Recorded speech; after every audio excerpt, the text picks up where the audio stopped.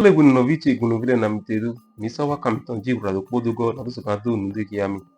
Manjue ni onuehe ko jodo hiego kavim ya yende gokon. O aho data do phone to eji kakana do basi gan ya rugan ya to. Data ya ho do phone to eji uvo. Ohun tin to fit to egbe na doso kan do hiego ni na basi bo. Data mo data to egbe iboso phone to eji na do di alopo. Bopo mi na do inu kan to no pro me he lo me.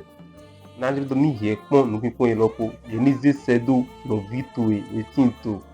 Ledo to ele po me anyu ele bo yero fun yetin do vivun to alom ene yin fun eyi to Zinzin bo data maro tem do no for son jina ye zesedo ye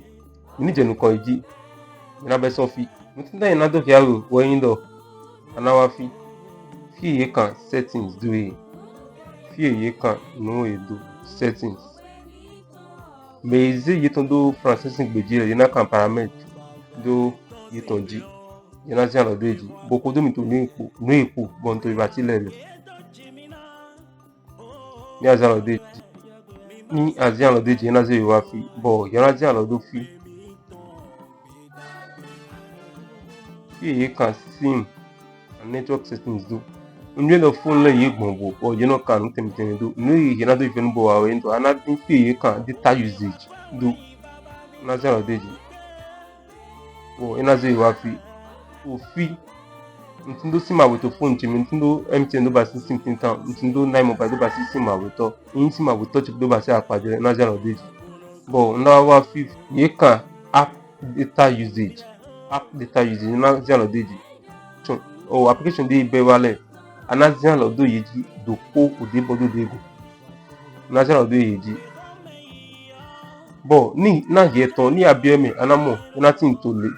no ye na basi ko won yin do ana jalo do fi tinte bo ina godu alo le toji ene we indo amana droje application yi lo ni do za data to so phone to eji sange yeme bozi nudo ko abi awede to application loji sigba ni ajudo bo tinte le tinte to di ene we indo ana droje do wo sun ni za data so data ya tin to phone to ile ji sange so ma bi eme bo na yin ton na ze do le wo ton ni o ba tine na so ibio fidebo na so wa fi na so zindo eji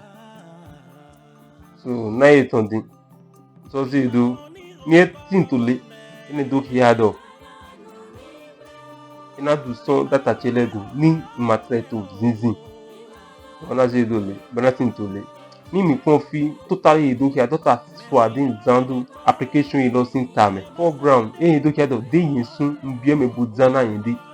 de tin to fi in background when do de wo sun bu nede ni akon che 1.28 kb ene yin do ma ton de pepe sigba ni mi kon foreground yin do nza 231 MB do WhatsApp chego do popule po to iso na numero do ko ito to do na numero do ko we ndo de nza to do fi ene mate yin de pepe e mate ton 1 MB mon kunjego we zo na pasi mo na application na be na we to fin le po okay do even so do mi to kamito na po ji mi to YouTube mi to Facebook mi to TikTok o do mi to kamito na ji ni ahodo mi ni mi ze nde dra lo kan ji ye na no mo unu ene play to go de bonu ezunzade